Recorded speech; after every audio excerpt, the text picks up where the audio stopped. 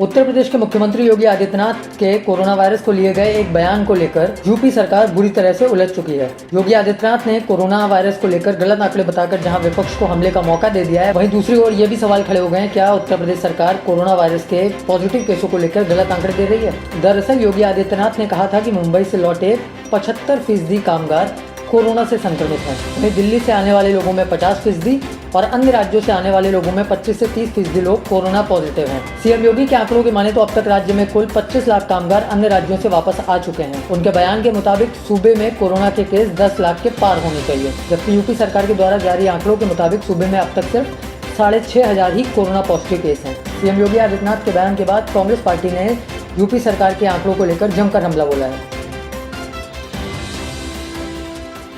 PM Narendra Modi, Uttar Pradesh के CM Yogi Adityanath और गृह मंत्री अमित शाह पर आपत्तिजनक टिप्पणी के मामले में कांग्रेस नेता अलका लांबा के खिलाफ लखनऊ के हजरतगंज थाने में एफआईआर दर्ज की गई है। उत्तर प्रदेश राज्य बाल अधिकार संरक्षण आयोग की सदस्य प्रीति वर्मा की तरफ से उनके खिलाफ शिकायत दर्ज कराई गई थी। प्रीति वर्मा ने अपनी शिकायत में आरोप लगाया है कि अलका लांबा ने अपने ट्विटर अकाउंट पर एक वीडियो अपलोड कर पीएम नरेंद्र मोदी और सीएम योगी के लिए अपमानजनक शब्दों का इस्तेमाल किया। साथ ही एक दूसरे ट्वीट में भ्रामक आरोपों के साथ हाईकोर्ट के न्यायाधीश पर भी सवाल खड़े किए, जो कोर्ट की अवमानना के अंतर्गत आता है। उत्तर प्रदेश सरकार ने 2234 सजायाफ्ता कैदियों को मिली विशेष पैरोल की अवधि बढ़ाने का फैसला किया है। अपर मुख्य सचिव गृह अवनीश कुमार अवस्थी ने 24 मई को जारी बयान में कहा कि 2234 सजायाफ्ता कैदी राज्य की विभिन्न जेलों में हैं। उन्हें 8 सप्ताह की विशेष पैरोल दी गई थी। अब ये पैरोल और 8 सप्ताह के लिए बढ़ा दी गई है। महानिदेशक कारागार प्रशासन एवं सुधार आनंद कुमार ने बताया कि कोविड-19 महामारी फैलने के बाद इन कैदियों को विशेष पैरोल दी गई थी। इस साल मार्च में उत्तर प्रदेश सरकार ने तय किया था कि कोरोना वायरस संक्रमण के प्रसार के बीच राज्य के 71 जिलों में बंद 11,000 कैदियों को रिहा कर दिया जाएगा। लॉकडाउन की वजह से ताजमहल के अंदर बनी शाही मस्जिद में ईद की नमाज नहीं हुई।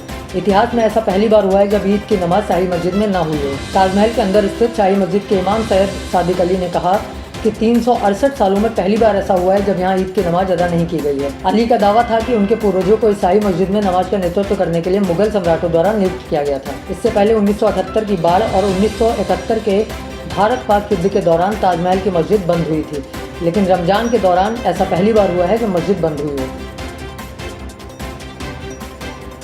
उत्तर प्रदेश के सुल्तानपुर में एक हैरान कर देने वाली वारदात सामने आई है। यहाँ एक प्रेमी ने प्रेमिका से शादी के लिए उसके माता पिता के सामने प्रस्ताव रखा और जब युवती के माता पिता ने उसका प्रस्ताव ठुकरा दिया तो बौखलाए प्रेमी ने प्रेमिका के सामने ही उसके माता पिता का कत्ल कर दिया। जानकारी के मुताबिक सोमवार रात करीब 12:30 बजे लालमणि नाम का शख्स प्रेमिका वंदना के घर पहुंचा, जिसकी भनक उसके माता पिता को लगी तो वे भी छत पर आ गए। जहां लालमणि ने एक बार फिर शादी की बात की, जिससे वंदना के माता पिता ने अस्वीकार कर दिया, जिससे नाराज लालमणि ने वहीं पड़ी हत्या से पहले प्रेमिका की माँ का गला काटा। फिर जब पिता ने लालमणि का विरोध किया तो आरोपी ने उनका भी गला काट दिया। डबल मर्डर के बाद इलाके में दहशत का माहौल है।